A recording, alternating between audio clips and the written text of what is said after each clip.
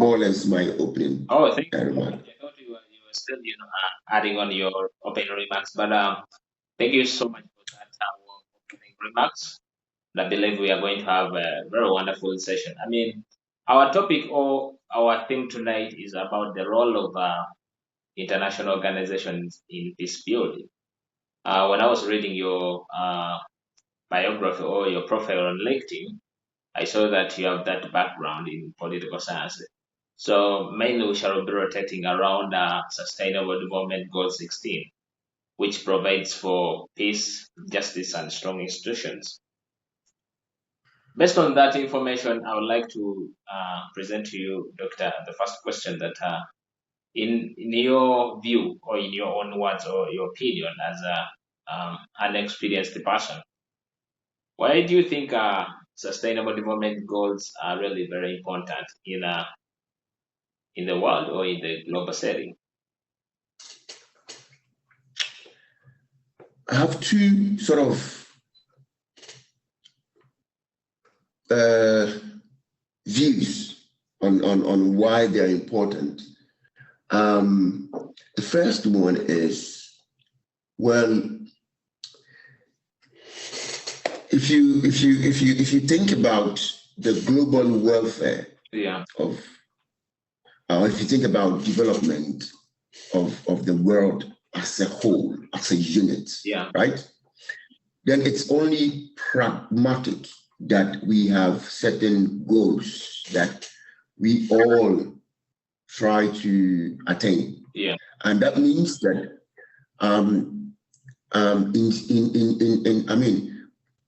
we have global differences, we have regional differences, we have continental differences, and all of these differences are not just economic differences. You have geopolitical differences, right?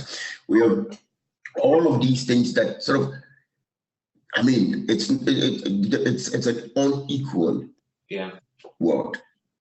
And so sort of to ensure that the world is progressing in a way that sort of benefits the disadvantaged as well as the advantaged. And it's important that we set certain developmental boundaries and developmental goals that sort of would create a more uniform, organized way of approaching global development.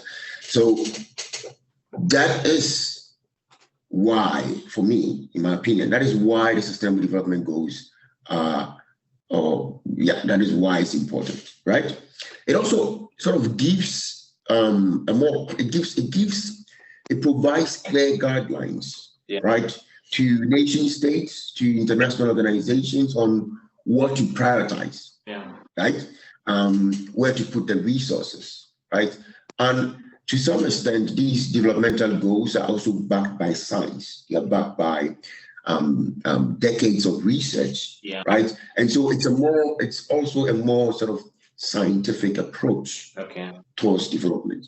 It's political. I'm not saying it's not a political approach. It's a very, very political approach. But then it comes with a little bit of some sort of scientific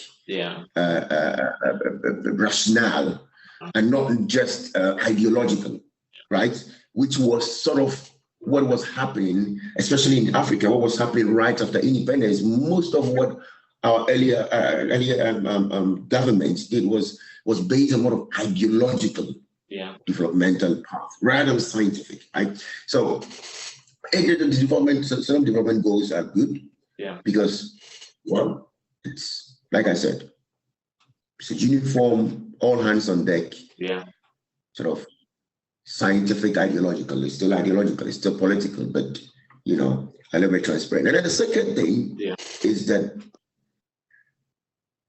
I don't really think that is crucial, right? I think it's important, but we cannot overestimate its importance.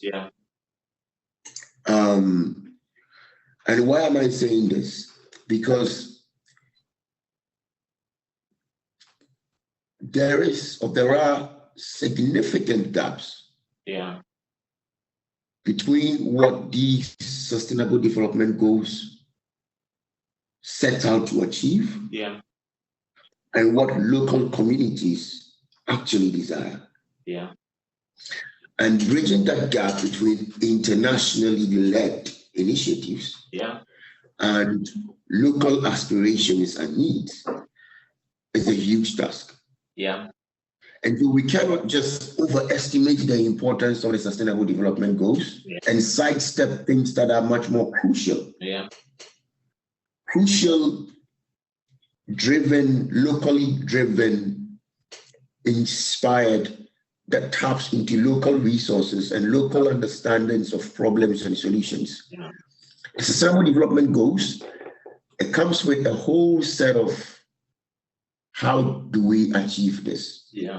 Right? It comes with a goal, it comes with indicators, and it comes with how, the process, best practices. But all of these things can vary, can diverge from what local communities desire. And so although Sustainable Development Goals are important, they're important to an extent that we cannot overemphasize, we cannot over-exaggerate their importance. Because at the end of the day, what is important is that my grandmother in the village is happy. And what makes her happy? Perhaps her understanding of poverty alleviation is not the same as what the Sustainable Development Goals ascertains. I'm not saying that is the case. But Thank you so much for that wonderful, submission, Doctor. We'll appreciate for that. And I believe that unless you've explained more about the importance of sustainable development goals towards the global setting, but maybe if we may further move ahead regarding our interview tonight, the next question will be rotating around which one is the most important sustainable development goal. If you look at all the goals, they are interlinked. I've been having a couple of interviews. Some guests say education is the one which should be, put on more emphasis. Whereas other people with the political setting, they say Sustainable Development Goal 16 is the one that should be more compelling, because without peace, you cannot attain education.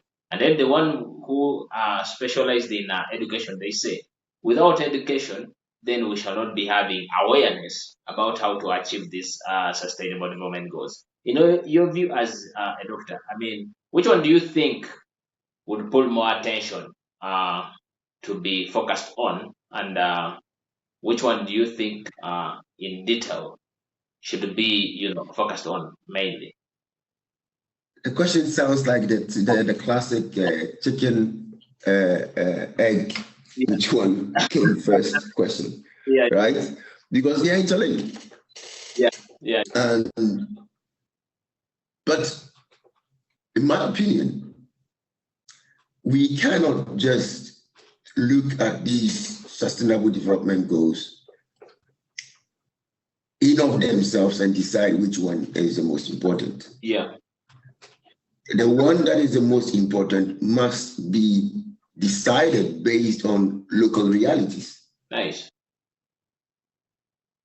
Because at the end of the day, it's global development, but it is the development that should come from below. So do we want development from above, or we want development from below? Do we want national economic growth, or we want national social development? What do local people aspire for? What are their needs? If you look at the goals as they are, and then let's say you say, okay, strong institutions is the most important one. Fair. Peace, justice, strong institutions, very good. Fine. There are communities that, I mean,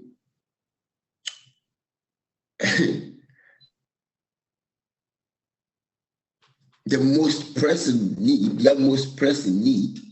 for the next 10 years will probably have nothing to do with peace, justice, and strong institutions, but an immediate humanitarian support towards alleviating poverty.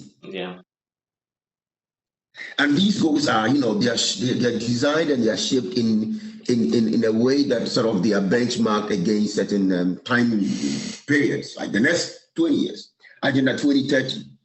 So basically, we're saying that by 2030, this is what we want to achieve. Which one amongst these is the most important to attain by 2030? Yeah. The local community could be saying, no, we just focus on poverty.